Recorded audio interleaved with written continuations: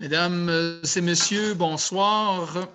Bienvenue à la séance ordinaire mensuelle du 5 juillet 2021 de la municipalité de Saint-Arsène au centre communautaire Morneau, situé au 65 rue de l'Église à Saint-Arsène. Il est présentement 20h08. On est 8 minutes de retard dû à des petits problèmes techniques de son. Il y a présentement, malgré qu'il était possible d'assister à la séance, il y a présentement 0 citoyen à la séance. Sont présents les conseillers suivants, M. Régis Michaud, présent. M. Marc Rioux, présent. M. Pierre Dubé, présent. M. Robin Plourde, présent. M. Marc Dionne, présent. M. Vallier Desjardins, présent. Alors, tout le monde est présent, on a quorum et on est assisté de Marc-Antoine Goulet, qui est le directeur général et qui agit aussi à titre de secrétaire de la séance. Présent, bonsoir. Bonsoir. Alors, évidemment, on poursuit de décret en décret depuis le 13 mars 2020, à l'intérieur duquel on avait déclaré l'état d'urgence. Le présent décret se poursuit, le décret 893-2021 poursuit l'état d'urgence jusqu'au 9 de juillet. On demande aussi la possibilité de transmettre par moyen électronique la tenue des séances qui peut être disponible pour le public. Alors, c'est ce qu'on fait ce soir, malgré qu'on est en présence. La séance sera disponible sur le site Internet de la municipalité à compter possiblement de demain. Et ça prend une résolution pour que le conseil accepte que la présente séance soit tenue en présentiel, étant donné l'évolution de la pandémie. On est présentement en zone verte, alors c'est permis, ainsi qu'en vidéoconférence, dans le respect des normes sanitaires, distanciation de 2 mètres, port du masque, désinfection, enregistrement obligatoire. Alors, s'il y a des citoyens qui viennent les mois prochains, ça sera possiblement encore la même situation. Une proposition dans l'ordre pour ça? Monsieur Vallier Desjardins. Tout le monde est d'accord? Oui. Alors, encore bienvenue. À l'ordre du jour, ce soir, on a les lectures de procès-verbaux du 17 juin, la séance ordinaire, et la séance extraordinaire du 28 juin. Un tour de table, rapport de comité, en 6, approbation des comptes, en 7, engagement de crédit, en 8, rapport du directeur général sur différents éléments, en 9, correspondance, en 10, dépôt du rapport du maire sur les faits saillants des états financiers 2020, en 11, établissement de la rémunération du personnel électoral pour les élections de novembre 2021, les élections municipales, en 12, déclaration d'intention relative à un parc industriel territorial technologique, en 13, vente de terrain situé au 108-110 rue des Framboisiers. En 14, un octroi de contrat à Gagnon-Image. En 15, affaires nouvelles. Messieurs, aviez-vous des choses? Tout est beau pour moi. Pas vraiment. Alors, en 16, période de questions. En 17, levée de la séance. Une proposition pour l'ordre du jour, s'il vous plaît. Je propose. Monsieur Marc Rioux propose la lecture de l'ordre du jour. En 4, lecture et adoption plutôt du procès-verbal du 7 de juin. Et ça concerne la séance ordinaire mensuelle. Et comme d'habitude, on en renonce à la lecture et chacun en a pris individuellement connaissance. S'il n'y a pas de questions ou interrogations ou commentaires, modifications, je prends une proposition. Je propose. Monsieur Pierre Dubé. En 4.2, c'est le procès-verbal de la séance extraordinaire du 28 de juin. C'est essentiellement pour la présentation des états financiers qui devaient être faits et adoptés pour le 30 juin. S'il n'y a pas de questions, je prends une proposition. Je propose. Et c'est quoi? On va y aller avec Robin. Un rapport de comité, je vais commencer avec la réunion de la MRC qui a eu lieu le 17 de juin. Dans le fond, on a accueilli Valérie Boulet-Thiot et une autre personne que je n'ai pas noté le nom, je crois. Ils nous ont fait un rapport sur la COECO, l'organisme qui s'occupe pour la sensibilisation pour le recyclage, etc. Alors, évidemment, il a été question du nouveau éco-centre de Rivière-du-Loup, à l'intérieur de lequel on veut miser davantage sur le recyclage, entre autres des meubles, ces choses-là. On veut aussi être en mesure d'accueillir plus de matériaux de construction, de la brique, du béton, des choses comme ça. Ils vont miser aussi sur une tarification incitative pour que les gens utilisent davantage le bac brun et le bac bleu. Évidemment, c'est la volonté de tous les intervenants, même du municipal. Évidemment, ils veulent sensibiliser les producteurs. Dans le fond, le recyclage, ça démarre à la base lorsque les industriels produisent des biens et essayer de réduire à la base, à la conception des produits, le produit d'emballage. Hein. Des fois, on va à nos commissions, puis on déballe nos affaires, puis le sac de déchets est plus gros que le matériel qu'on a acheté. Hein? Fait que, essayer de sensibiliser les compagnies à réduire dès la conception des produits. C'est des objectifs qu'ils se donnent. Ensuite de ça, il y a eu la présentation des états financiers de la MRC par Christine Desrosiers et Pascal Briand. Évidemment, il faut comprendre que les états financiers de la MRC sont consolidés avec le CLD. C'est-à-dire que le CLD entre dans les états financiers de la MRC. Puis il faut comprendre aussi que la MRC gère des fonds de solidarité, le FLI, le PAU, le FLS également et d'autres fonds. Et il y a aussi des partenaires qui sont régis sous forme de quote-part quand même pour le parc éolien Vigile de Nonville, la CEMER, la Régie intermunicipale du Bas-Saint-Laurent pour le parc éolien Nicolas Rioux et Roncevaux. Ça, c'est des états financiers indépendants, mais quand même, ça a des répercussions sur l'état financier de la MRC. En 2019, les revenus étaient de le revenu net, si on veut, 295 736 $ et cette année, en 2020, 930 799. Alors, on voit que les revenus ont comme été multipliés par 4. Ils ont un actif net consolidé de 4,5 millions. Et en dette nette, on a 2 558 600 $. Et si on rajoute le parc éolien qui a 4 594 000 et quelques sous, ils ont un endettement de 7 153 000, si on veut. On a accueilli également Patrick Morin et Mélodie Mondor du transport collectif. Alors, ils se préparent une régie inter-MRC pour le transport collectif. Dans le fond, ils veulent créer une régie pour que différents partenaires puissent adhérer à la régie et faire de l'interconnexion, de l'interrégion. On veut couvrir un territoire aussi loin que Matane et Desjolies, la Pocatière. Il y a différents partenaires qui vont se joindre à ça. Dans le fond, Transport Vas-y va continuer d'exister, mais il va être un partenaire dans la régie. Alors, au lieu de lui, le Transport Vas-y, de gérer ces choses puis de faire ses demandes à la MRC, il va le faire à la régie. Évidemment, Transport Vas-y pour la MRC, c'est quelque chose comme 22 000 $ annuellement, alors que dans la nouvelle régie, on s'attend peut-être, le transport collectif va probablement augmenter à 36 000 $. Mais il va être plus global. Là. Ça ne sera pas juste les petites paroisses aux alentours, là, si on veut.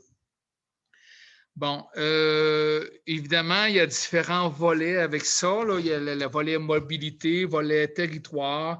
Il y a un volet électrification aussi de ces transports-là. Évidemment, la ville de Rimouski va possiblement adhérer parce que les autres, ils vont garder leurs entités de transport communautaire collectif. Mais comme Vas-y, ils vont faire partie probablement d'une forme de partenariat avec la régie. Alors, ça concerne 8 MRC du Bas-Saint-Laurent, plus la ville de Rimouski. Évidemment, ils ont présenté des chiffres dont je ne ferai pas l'état de ça ce soir. Transport Vas-y, lui, en principe, il calcule 1,5 $ par habitant par municipalité. Ça doit être à peu près ce qu'on paie là, comme quote-part pour Transport Vas-y. 1,5 $ par habitant. Ouais, ils ont présenté là, des statistiques d'utilisation puis tout. Là, c'était quand même assez intéressant. Là. On va avoir un remboursement sur la formation incendie de 935,20 $. On va avoir la mise en place d'un nouveau PIRL ou RIL là, pour les infrastructures routières. On a adopté l'ingénieur qui allait travailler à la préparation du dossier qui nous charge le même coût que 2016 au montant de 7 000 $. Et ça va être la tournée à l'automne des municipalités pour l'identification des besoins, etc. Alors, nous, nos besoins, on les connaît un peu d'avance, mais ça doit être déterminé par un ingénieur. Là, on ne peut pas dire, nous, telle place, il faut que ça soit identifié par un ingénieur. On a Anaïs Giroux-Bertrand, qui a été nommée au poste de développement social. Elle va être responsable des politiques MADA, des politiques familiales, de l'immigration et des agents. Elle va être responsable des agents de développement. Le réseau de communication, j'ai posé la question à savoir quand est-ce que ça allait débuter et tout. Les 3 tours du projet sont montés, ils sont prêts. Il reste un bail de location pour la tour qui est sur le toit de l'hôpital. Il reste le CISSS à obtenir les approbations par bail pour que le projet fasse la boucle et qu'on puisse démarrer. On nous dit également qu'on a reporté le dépôt des politiques MADA et famille de 4 mois. Ça devait être fait pour mars, c'est reporté en juillet. Et il y avait une cédule de réunion pour le parc technologique dont on a eu une réunion Zoom la semaine dernière. Il était question de ça. Alors, en gros, c'est ça la MRC. On va commencer un tour de table. On va commencer par le conseiller numéro 6 cette fois. C'est bon. Ça va. Merci bien. Monsieur Marc. Question de loisir, je suis fréquent de jour, ça va très bien. C'est en route depuis 2 semaines. Je ne sais pas exactement combien de semaines, mais ça va très bien. Exactement. Et aussi les activités, la question au fort, le soccer et la vidéo. Ce soir est un soir tranquille, mais je sais que les autres soirs sont très actifs. On n'a pas de chiffres présentement sur le nombre d'inscriptions les 15 jours. On verra ça plus tard, fin de l'été ou avant la fin de l'été. Et pour les pompiers, bien, eux ont eu l'autorisation de reprendre les pratiques. Ils sont bien contents. Il faut faire attention au port du masque quand ils sont pas à 2 mètres et tout ce qui est relié à ça aussi encore. Mais ça fait du bien, moralement, mentalement aussi, puis reprendre un peu de physique là-dedans. Puis bien heureux de ça. Puis il n'y a pas beaucoup d'interventions, on est bien contents. Merci beaucoup. Monsieur Robin.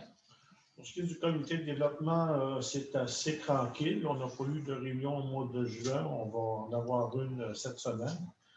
Pour ce qui est des comités, des politiques familiales, des aînés et de développement économique aussi, l'exercice d'évaluation des sondages a été fait. Il reste celui de du sondage au niveau de la politique de développement économique à faire. La rencontre devrait être prévue normalement pour la fin juillet. Merci bien. Monsieur Pierre. Les ORH, vous savez qu'avec ici à côté de l'ordre du clocher, il y a l'OMH, pas l'OMH, mais le HLM, Oui. qui sont en rénovation. Il y a eu un laps de temps où il y a eu un ralentissement, étant donné le facteur qu'il y avait eu aussi des soumissions à laquelle ça avait fluctué par rapport au prix des matériaux. C'est le même problème un peu partout, même les toitures un peu partout dans les ORH. Il y a aussi une problématique pour. On les voit régulièrement, je suis là-dedans. Il va y avoir une diminution prochainement. C'est un peu le facteur d'enchaînement des travaux qui se font dispo. Merci. Monsieur Rio. Tranquille aussi. Tranquille aussi. Monsieur Régis. Monsieur Diane a très bien fait le message sur les loisirs. Merci bien. Alors, merci beaucoup, messieurs, pour vos implications. Alors, en 6, ça serait l'approbation des comptes, monsieur le directeur général. Très bien. Alors, on débute avec la coop Agriscar à 1520 et 41. Aérofeu limité 1889 et 62 pour du matériel pour les pompiers. Société Via 1145 et 37 pour les frais de réception de mai. Ville de Rivière-du-Loup, 3 995 et 60 pour le site d'enfouissement du mois de mai. Service de radiateur Chouinard, 1736 et 26 pour diverses réparations sur divers véhicules de municipalité. Bétonnière du Golfe, 601 et 33 pour du béton pour les bordures de rue. Groupe Pouce Vert, 931 et 30 pour l'aménagement des plates-bandes au 49 de l'Église. MRC de Rivière-du-Loup, 61 609 $ pour les codes-parts. La CMR, 8 834 et 45. Donc, c'est pour un coût pour le bac brun. Et là-dedans, il y avait des taxes qui ne nous avaient pas été chargées dans le passé, qui là ont été facturées à la municipalité de Saint-Arsène. Donc, on a ce montant-là qui apparaît ici. Et finalement, Bureau Pro, citation 1433 et 8 pour des photocopies. Puis, en fait, ça donne un total de 85 869. Et les incompressibles, il n'y a rien de particulier ce mois-ci. Ça totalise 27 932 et 42. Les salaires sont à 48 899 et 59 pour un grand total de 162 692 et 10. Les montants de 500 $ et moins totalisent 2 465 et 48. Et les revenus autres que les taxes qui ont été générés au courant du dernier mois s'élèvent à environ 3 500. Ça complète. Merci beaucoup. Messieurs, avez-vous des questions sur les comptes qui ont été présentés? Évidemment, on a quand même un mois, si on enlève le 61 000 de la quote-part de MRC, on a quand même au niveau des comptes à peu près 24 000 de dépenses, quand même pas un gros mois, là. Alors, une proposition pour l'acceptation des comptes? Monsieur Marc Rioux, tout le monde est d'accord pour les comptes? Oui.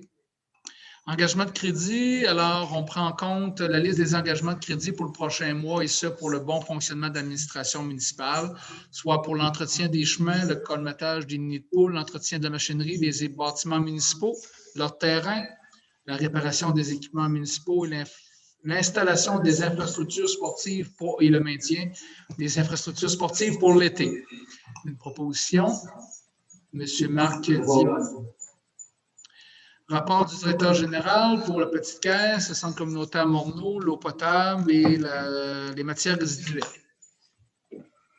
Très bien. Donc, au niveau de la petite caisse, il n'y a pas eu d'utilisation au courant du dernier mois. Ensuite, pour la location du centre communautaire Morneau, il a été loué à une reprise seulement par le service des loisirs. Pour l'utilisation de l'eau potable, donc, pour ce mois-ci, on est à... pour le mois de juin, on est à 7 288 mètres cubes, soit 54 303 gallons impériaux par jour en moyenne.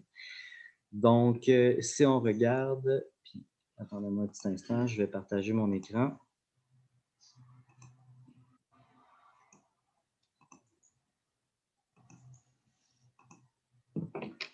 Donc, je ne sais pas si on voit bien, je vais agrandir un petit peu. Oui. Donc, pour le mois de juin, on voit là, que l'année dernière et cette année, là, on dépasse largement les moyennes. On dépasse le 7000 m3 là, par mois. Puis, si on regarde là, comment est-ce que ça s'enligne pour le 31 décembre, ben, on va dépasser d'à peu près 3000 m3 là, la quantité d'eau utilisée là, par rapport à aux années antérieures. Puis, si on regarde, là, malheureusement, je n'avais pas de données. Je me demandais si c'était en lien avec les précipitations qui avaient eu lieu. Là. Puis, il n'y a pas de l'air d'avoir de corrélation. Malheureusement, je n'ai pas trouvé de données antérieures à 2020.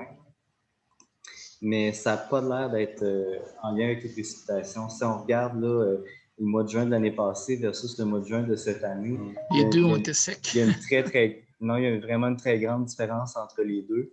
Puis Puis pourtant, on est vraiment dans les mêmes eaux, on va dire, dans les mêmes quantités d'eau utilisées. Donc, pour l'instant, je m'explique encore mal pourquoi il y a une explosion d'utilisation d'eau potable. Est-ce que c'est les piscines, ces choses-là?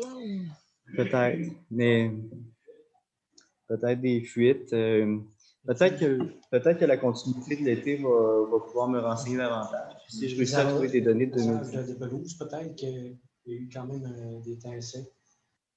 Ça se peut, mais tu sais, entre juin de l'année dernière puis juin Un peu de moins cette pire année, cette année, ouais.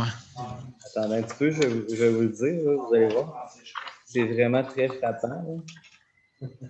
Donc, pour 2020, on avait, juin 2020, on avait 20,8 mm d'accumulation. Puis pour 2021, on est à 75,8. OK. C'est beaucoup plus de précipitations, ça, cette année. Puis pourtant, notre consommation d'eau est encore plus élevée. Mais c'est similaire à l'année passée. Donc, je ne m'explique pas pourquoi. C'est peut-être pas en lien avec les précipitations non plus. Je pense que le reste de l'année va pouvoir nous orienter un petit peu sur la question. Mais pour ça fait ça, la tendance s'applique aussi en mai. Hein? Exact. On va garder ça à l'œil. Je poursuis au niveau du bac vert. Donc, pour le bac vert, donc c'est vraiment très bien. Si on se situe ici là, pour le mois de mai, on est largement sous la moyenne des années antérieures, donc c'est vraiment très bien. On a une diminution là, pour ce mois-ci de presque 19 %, donc c'est vraiment, vraiment très, très bien. Puis si on regarde au niveau du coût du tonnage projeté pour la fin de l'année 2021, là, on s'approche vraiment de notre objectif. Là. Donc, on est à plus 1 000 $, donc tranquillement, pas vite, ça descend. Puis on pourrait espérer que pour la fin de l'année, qu'on arrive à 0 $ supplémentaire par rapport aux années antérieures, ce qui serait vraiment bien. On n'est pas loin. On n'est pas loin de pouvoir atteindre cet objectif. Donc ça, c'est vraiment bien. On rappelle que concrètement, on invite les gens à réduire, les ménages à réduire leur consommation de 4 sacs de poubelle de 45 litres par ménage pour l'année 2021. C'est pas beaucoup pour avoir un impact quand même intéressant. Au niveau du bac brun, on continue notre progression. Si on se place au niveau du mois de mai, juste ici, là, on continue notre progression, on est légèrement au-dessus de la moyenne. C'est bien. On est loin de notre objectif, mais par contre, on peut y arriver. On voit que ce mois-ci, par rapport aux moyennes des années antérieures, on est à plus de 24 % d'utilisation, donc c'est vraiment, vraiment très bien.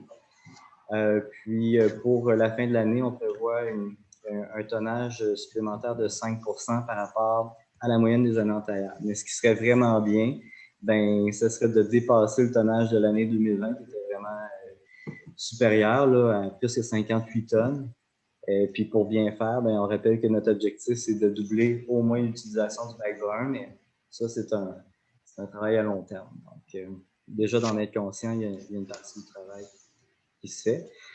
Au niveau du bac bleu, on est largement sur la moyenne pour le mois de mai, donc c'est très bien. Il n'y a pas de commentaire particulier à ça. On invite toujours les gens à aller consulter sociétévia.com pour en apprendre un petit peu plus sur qu'est-ce qui peut se recycler et comment mieux le faire également. Donc, on est à moins 18 % pour l'utilisation du bac bleu au mois de mai. Puis, on prévoit une augmentation de un peu plus de 3 % pour la fin de l'année 2021. Et si on regarde toutes les matières confondues, bien, encore une fois, on est sous les normales, donc c'est bien. On voit que c'est une année qui risque d'être pas mal dans les normes, dans les moyennes. Puis, ce qui est bien, on s'était fixé comme objectif que ce serait bien de ne pas dépasser le tonnage qui avait été généré dans les années antérieures. Puis si on regarde le tonnage projeté au 31 décembre 2021, on est à plus 0,27 %. Donc, c'est vraiment très bien. Ça veut dire qu'il y a probablement une réduction de consommation à la source à quelque part. Donc, ça fait partie des objectifs qu'on veut atteindre. Donc, on est sur la bonne voie. Ça complète au niveau de mes rapports. Merci beaucoup. Bon. petit peu de temps comme gelé mon écran.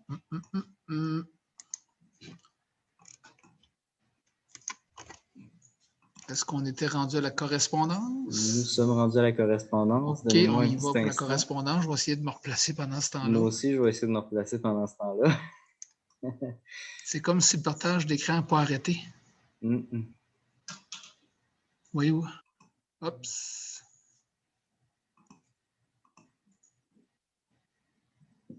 Ça a été un apprentissage pour se mettre en télétravail.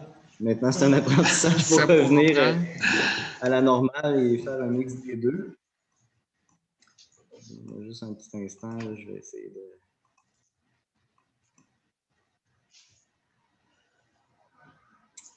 OK. On y arrive. Très bien. Et voilà. Alors, je poursuis avec la correspondance. On débute avec une lettre de la MRC de Rivière-du-Loup datée du 31 mai qui nous transmet la résolution 2021-05-195C relative à l'intention de la MRC de déclarer compétence sur l'ensemble de son territoire pour le transport collectif de personnes. On poursuit avec un courriel de la Commission de la construction du Québec daté du 31 mai 2021 et précisé le 4 juin 2021, nous transmettant une demande d'accès à l'information relative au permis de construction émis par la municipalité depuis le 1er janvier 2021. Donc, il y a une suite qui a été donnée à cette demande d'accès à l'information-là. Un courriel de la MRC de Rivière-du-Loup daté du 1er juin qui nous demande qui nous transmet la présentation du ministre des Transports concernant le plan d'amélioration du service à la clientèle aux municipalités. D'ailleurs, ça, j'aimerais faire un commentaire par rapport à ça. Donc, c'est le plan d'amélioration du service à la clientèle aux municipalités par le ministère des Transports. Puis, je dois dire là, vraiment que depuis l'année dernière, ça paraît vraiment qu'il y a eu des efforts qui ont été faits au niveau de favoriser la communication avec les divers intervenants municipaux et c'est vraiment très apprécié. Puis si je peux me permettre là, de souligner le travail là, de Gino Tremblay, de Marc-André Ricoux, de Yves Berger, de Claire Potvin à la MTQ, qui nous appuient vraiment très, très bien là, quand on a des demandes d'informations à leur faire. Donc, on voit que ce ministère-là a vraiment mis de l'avant la communication avec son partenaire qui est les municipalités. On ne peut pas en dire autant de tous les ministères. Donc, non, c'est ce que je pense, moi aussi. Que le NTQ agisse de cette manière-là, je pense que les autres pourraient largement s'en inspirer. C'est comme si le NTQ, c'est sûr qu'ils ont des balises administratives à respecter, des formulaires et tout ça. On en a tous, là, la municipalité aussi. Mais par contre, on dirait qu'ils ont comme rajouté un aspect, nous ne sommes pas dans une tour d'ivoire, nous appartenons à un environnement, hein, à une collectivité et nous y participons et nous communiquons avec elle. Donc, d'autres ministères pouvaient facilement s'en inspirer. Je poursuis avec un courriel de la MRC de Rivière-du-Loup daté du 1er juin 2021 qui nous transmet le règlement 267-21, modifiant le règlement 238-17 relatif à l'écoulement des eaux des cours d'eau de la MRC de Rivière-du-Loup. Un courriel de la SHQ daté du 2 juin qui nous présente la lettre et le rapport d'approbation relatif au budget révisé 2021 pour l'ORH-RDL. Une lettre du réseau Biblio datée du 2 juin qui nous transmet une copie de leur rapport annuel. Un courriel du NTQ daté du 3 juin nous faisant parvenir un guide à l'intention des municipalités. Un courriel de la MRC de Rivière-du-Loup daté du 3 juin transmettant une copie certifiée conforme du règlement 268-21 décrétant une dépense et un emprunt de 2 695 $ pour l'acquisition d'un éco-centre à Rivière-du-Loup et son réaménagement. Un courriel de la MRC de Rivière-du-Loup daté du 4 juin qui nous transmet le règlement 266-21 modifiant le schéma d'aménagement et de développement pour une création d'une aire d'affectation, de conservation et de modification des limites de l'aire actuelle sur le territoire de la municipalité de l'Île-Verte et apporter des précisions sur certaines dispositions. Je poursuis avec un courriel du ministère de la Sécurité publique daté du 9 juin nous informant que les dates d'échéance pour les versements de la facture de l'année 2021 seront reportées au 30 septembre et au 1er décembre 2021. Un courriel du CN daté du 11 juin qui nous transmet certaines données à valider quant au passage à niveau situé sur la route d'Yonne et nous rappelant que la date limite pour se conformer au règlement sur les passages à niveau est le 27 novembre 2021. Donc, nous avons validé ces informations et nous sommes conformes. Un courriel de la Commission municipale du Québec daté du 14 juin transmettant un rapport d'audit mené dans 12 municipalités autres que Saint-Arsène et concluant notamment que globalement, l'ensemble des 12 municipalités auditées ne se sont pas conformées dans tous les aspects importants aux exigences encadrant le processus d'adoption des règlements. Je vais faire un commentaire par rapport à ce courriel-là également. C'est que je trouve ça vraiment très, très bien là, que la commission municipale fasse des audits. Je pense que ça fait partie de leur mission d'appuyer, à travers un processus d'audit, d'appuyer les municipalités puis de les aiguiller sur comment mieux faire les choses. En parallèle, quand je regarde la conclusion qui dit que l'ensemble de ces 12 municipalités-là ne se sont pas conformées dans tous les aspects importants, moi, comme avocat, ça me parle. Si systématiquement tout le monde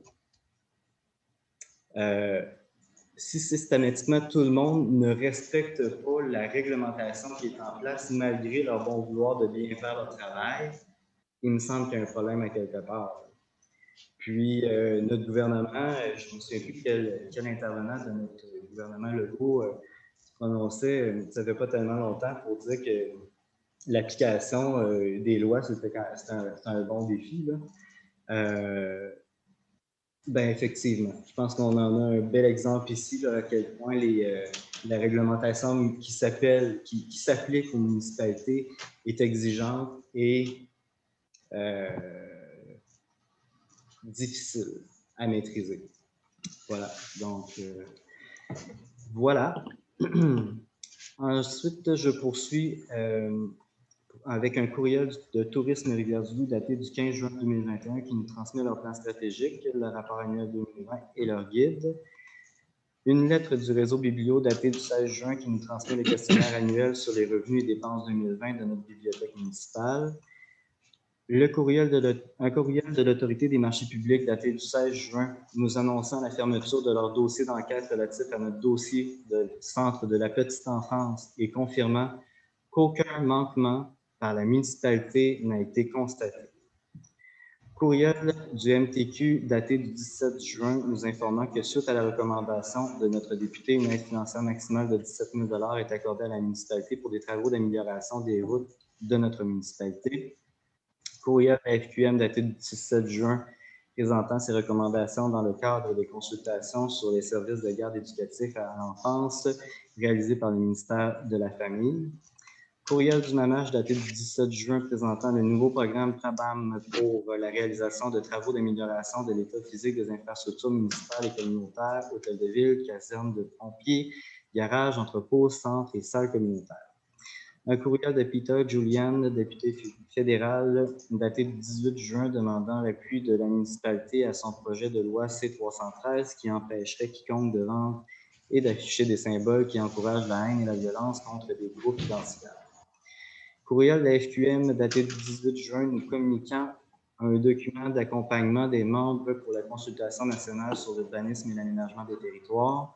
Une lettre de la FQM datée du 18 juin nous transmettant notre attestation pour l'adhésion de l'année 2021-2022. Courriel du MAMAJ daté du 21 juin nous informant que la municipalité pourra bénéficier d'un montant maximal de 101 889 $ dans le cadre du programme d'aide financière pour les bâtiments municipaux PRABAM.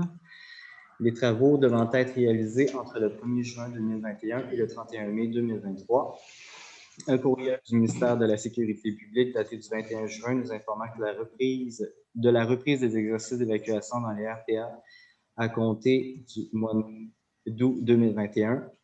Un courriel de la MRC de Rivière-du-Loup daté du 21 juin nous transmettant une demande de la municipalité de Saint-Félix-de-Dalquier d'appuyer la résolution demandant au gouvernement de mettre en place des moyens dissuasifs contre l'intimidation et la diffamation sur les réseaux sociaux envers le gouvernement de proximité et ses élus municipaux.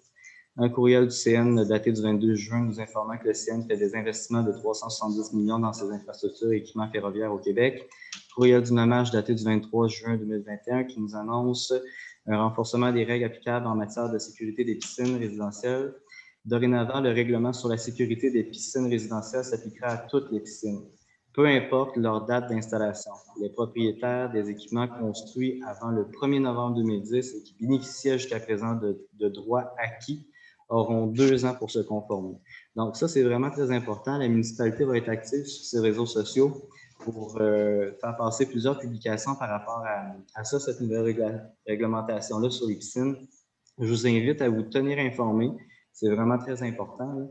pour ceux qui croyaient ou qui croient encore avoir des droits acquis par rapport à leur piscine, à aller comme il faut vérifier cette information-là parce que les droits acquis, il n'y en aura plus. Il y a même un questionnaire d'auto-évaluation qui est vraiment très utile, qui va pouvoir vous aider à vous orienter. Un courriel de Recycle Québec daté du 23 juin qui nous informant du lancement de 3 appels de proposition pour soutenir la réduction à la source, le réemploi, l'éco-conception et le recyclage. Un courriel de la MRC de Rivière-du-Loup daté du 23 juin relatif aux résidus d'asphalte du MTQ demandant que la municipalité valide auprès d'eux avant le 23 juillet son intention d'avoir un ou des sites autorisés pour recevoir les résidus. Les résidus d'asphalte et de confirmer certaines informations auprès du ministère de l'Environnement. Un courriel de Bell daté du 25 juin qui annonce le démantèlement du réseau existant E911 du 4 mars, le 4 mars 2025 et l'intégration du réseau 911 PG le 1er mars 2021. Un courriel du MAMAGE daté du 29 juin nous rappelant l'importance d'avoir des défibrillateurs cardiaques dans les espaces publics. Donc, ici à Saint-Arsène, on en a dénombré quand même quelques-uns. On a parlé qu'il y en avait un au guichet, il y en a un au centre communautaire, il y en a un au gymnase de l'École des Biens, il y en a un autre à l'ombre du clocher. Non? Pas au centre communautaire. Non? À l'entrée de la caisse du guichet. Au bureau municipal, où il y avait le guichet. Oui. Oui. À résidence de personnes âgées. Oui. Il y en a un à l'école, dans le gymnase. Oui. Et c'est l'école qui le on gère. n'a pas accès à ça. On a accès quand l'école est ouverte. Oui. Puis, il est dans l'unité d'urgence de Pompier qui est toujours en. Ah, OK. Très bien. Donc, il n'y en a pas au centre communautaire, mon nom. Non. Parfait. Par contre, il est juste à côté. Oui, OK. Très bien. Toujours accessible. Super. Donc, on est quand même bien couvert à ce sujet-là. C'est intéressant de le savoir.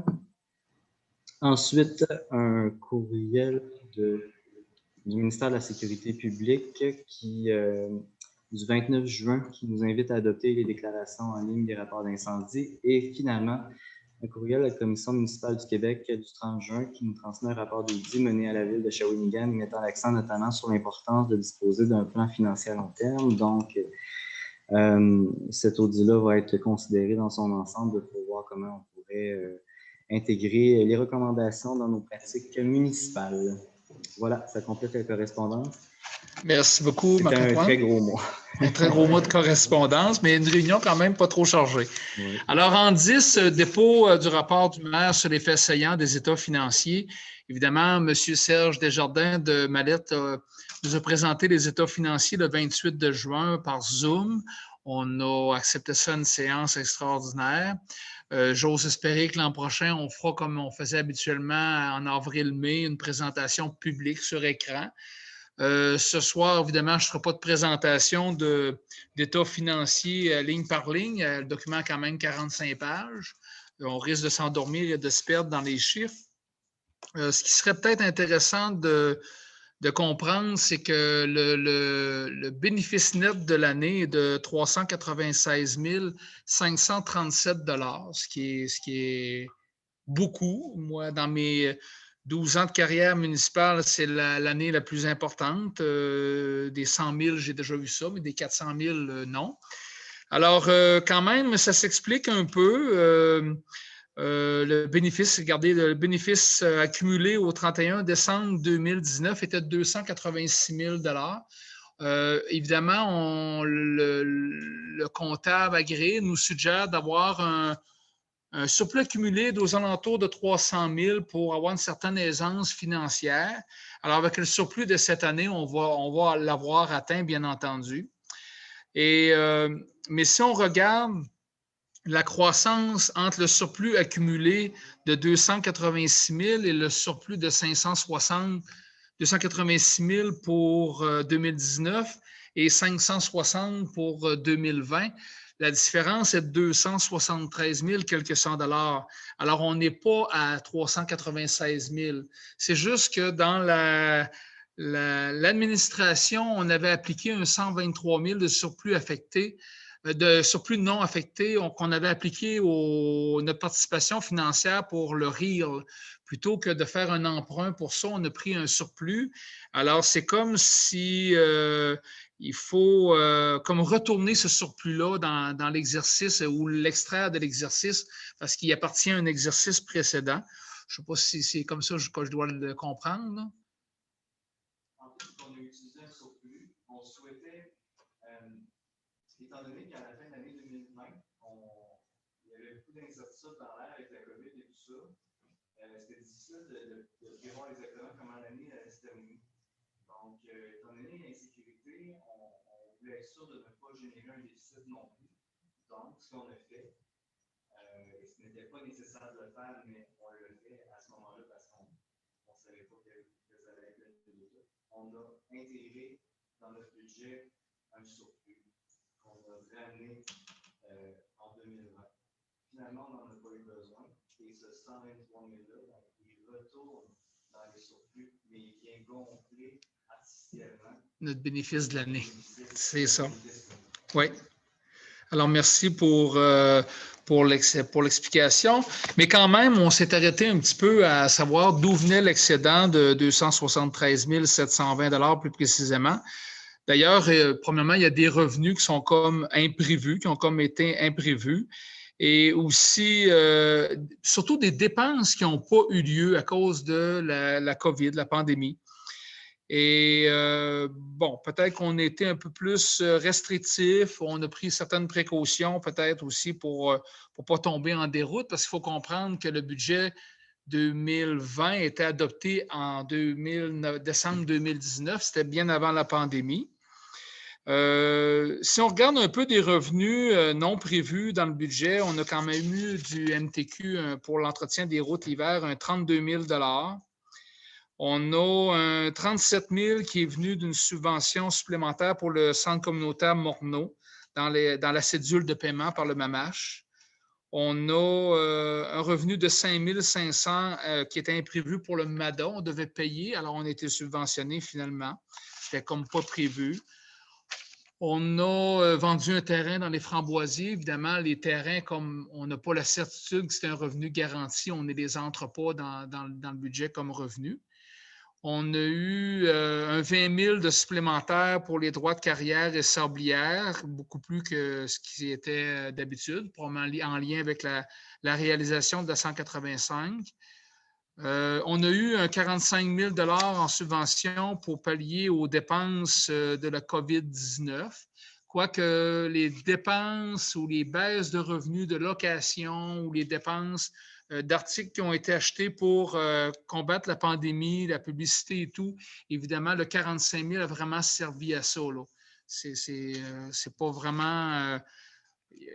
la ventilation du 45 000, il y a eu une reddition de compte de fait là-dessus et on ne sait pas trop comment que le gouvernement a calculé ces montants, mais il est arrivé pas mal pile-poil dans le cas de Saint-Personne. Bon, on a certaines diminutions de salaire aussi qui est en lien à cause de la pandémie. On avait prévu un 22 000 $ d'intérêt payé pour un emprunt temporaire pour le CPE qui est retardé, on le comprend. On avait aussi prévu des intérêts pour un emprunt temporaire pour le pire, et comme on disait tantôt, on l'a pris dans un surplus non affecté.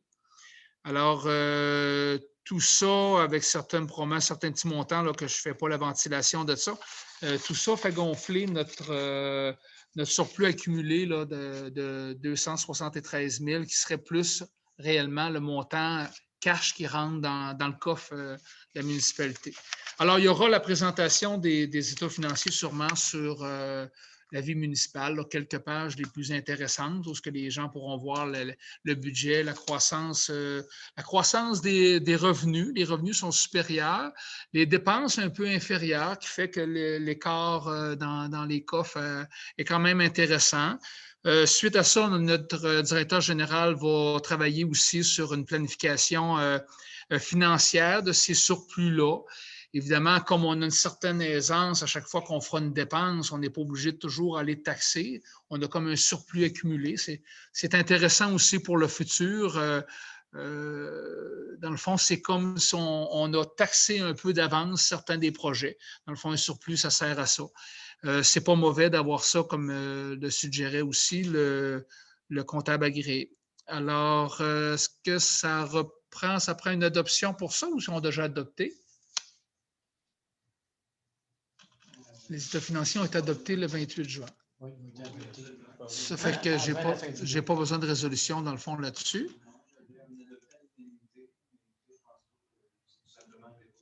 Oui, c'est ça. En 11 établissements de la rémunération du personnel électoral en vue des élections de novembre 2021. Alors, évidemment, s'il y a des citoyens qui veulent participer à la tenue administrative de l'élection du mois de novembre, ils peuvent le faire. Il y a une grille de tarifs qui est prévue. Dans le fond, on vient seulement adopter celle qui est proposée par le ministère, si on veut. Alors, le président d'élection, c'est 578 $ pour cette fonction-là qui sera administrée par le président d'élection, ce sera Marc-Antoine Goulet. À ça s'ajoute une rémunération s'il y a des élections anticipées par anticipation. Évidemment, il y a des tarifs pour le secrétaire d'élection, le scrutateur et les préposés à l'information, les secrétaires du bureau de vote, l'agent réviseur d'une commission de révision de la liste électorale. Alors, c'est basé toujours sur le tarif du salaire minimum fois 1,25, 1,4, 1,2. Grosso modo, ça ressemble à ça d'un échelon à l'autre. Il y a aussi des membres d'une révision de la liste électorale. Il y a déjà des montants de prévus. Évidemment, si la personne cumule 2 postes, bien évidemment, reçoit le salaire du poste le plus élevé. Les repas seront fournis par la municipalité et le repas du midi et du soir. Évidemment, à Saint-Arsène, il n'y aura pas de vote par correspondance parce que c'est quand même une administration supérieure qu'il faudrait faire. Bon, je ne dis pas qu'éternellement, ça sera comme ça, mais pour l'instant, on avait le choix et la municipalité a renoncé à ce choix-là. Évidemment, il y a toujours le bureau de vote itinérant pour l'ombre du clocher, ça c'est garanti aussi. Alors, une résolution pour l'adoption de ce projet de rémunération-là. Évidemment, c'est un outil de travail pour les gens qui vont émettre les faits au niveau du personnel électoral. Une proposition. M. Pierre Dubé, tout le monde est d'accord? Oui. Alors, une déclaration d'intention relative à un parc industriel, évidemment, ça concerne une régie intermunicipale qui va être instaurée, si ça a lieu, là, par la MRC de Rivière-du-Loup. Et le projet a été présenté, les investissements, les subventions, la planification financière. Pour Saint-Arsène, il a été déterminé que dans la régie municipale, on aura une participation de 3 %. Évidemment, c'est 3 % des revenus, je pense à partir de la 5e ou 6e année qu'on prévoit des revenus. Évidemment, les premières années, c'est des déficits et des quotes-parts. Il faut comprendre que le 3 % est évalué en fonction des travailleurs qui pourraient venir s'installer à Saint-Arsène. Évidemment, s'il y a une ouverture d'un bassin d'emploi assez important, qu'il y a de la main-d'œuvre qui vient s'installer dans la région, bien, il y a des gens qui vont venir s'installer à Saint-Arsène. Probablement qu'ils vont s'en installer plus à Rivière-du-Loup, à Saint-Antonin, mais les autres, leur participation est déjà supérieure à ça. La ville de Rivière-du-Loup, je pense, c'est 40 % de base, là, ça fait que c'est beaucoup plus que nous, c'est sûr. Alors, il y a 3 %, ça a été présenté, là, les possibilités de revenus, de dépenses, mais ce soir, c'est une intention. La MRC veut savoir est-ce que Saint-Arsène est intéressé à participer à ce projet-là ou pas. Puis évidemment, on sera invité à revoter sur un plan plus précis un peu plus tard, là, possiblement dans le prochain mandat, là. Pas dans votre mandat, mais dans le prochain mandat. Alors, une proposition là-dessus, à moins qu'il y ait des questions ou des commentaires. Je propose. M. Pierre Dubé, est-ce que tout le monde est d'accord là-dessus? Oui. Oui, tout le monde, ça va. OK. Vente en 13, vente d'un terrain des Framboisiers, c'est à construction Réal Desjardins, un terrain de duplex au montant de 40 000 plus taxes, tel qu'on avait déterminé à la base. Et c'est une transaction qui aura lieu dans les prochaines semaines et le directeur général et moi-même allons signer les papiers prochainement. Une proposition pour adopter cette vente. Monsieur Régis Michaud, tout le monde est d'accord? Contrat d'octroi à Gagnon Images, c'est pour terminer la campagne de financement du centre communautaire Morneau. On a des gens qui ont donné des montants.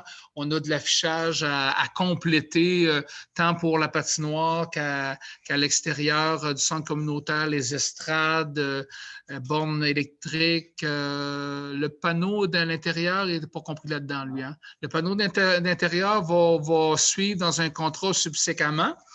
Mais on va compléter au moins la campagne extérieure parce qu'il y a des gens qui s'attendent d'avoir l'affichage qu'ils ont payé, bien entendu. La pandémie fait qu'on a retardé un peu. Ça a changé de personnel aussi au niveau de Gagnon Images. Mais on était bien coachés pour terminer cette campagne-là. Et c'est un contrat de 4 557,61 qui inclut les taxes, mais n'inclut pas, OK, c'est qu'on va devoir faire reprendre un peu les pancartes là, qui est sur la patinoire et on aura un rabais de 750 $ à cause que, supposément qu'il aurait dû nous suggérer à l'époque un matériel meilleur que celui-là, pas pour la pancarte, mais pour la protection devant la pancarte. Là, s'il n'y a pas de questions. Une petite question. Oui. Les commanditaires, ça part de cette année pour le 25 ans, pour leur commanditaire. Vu que OK. les estrades n'ont pas été faites. Ah, OK. OK, tous les commanditaires, la promesse d'affichage est de 25 ans. C'est ça, le petit contrat qui dit que c'est bon 25 ans. OK, mais on ne commence pas en 2018 ou 2019, on commence en 2021. Oui, ben c'est à peu près normal. C'est bon. Oui, D'accord. Je propose ça. ouais. Monsieur Vallier Desjardins. Alors, tout le monde est d'accord? Oui, oui, c'est bon. En affaires nouvelles, tantôt il n'y en avait pas. Est-ce que vous avez changé d'idée? OK. Période de questions. Est-ce qu'on a reçu des questions des citoyens? Comme je disais, il n'y a pas aucun citoyen dans la salle. Je considère l'ordre du jour épuisé. Une proposition pour l'adoption de l'ordre du jour à 21 h. Monsieur Marc Rioux. Tout le monde est d'accord? Oui. On reste en place pour l'arrêt d'enregistrement.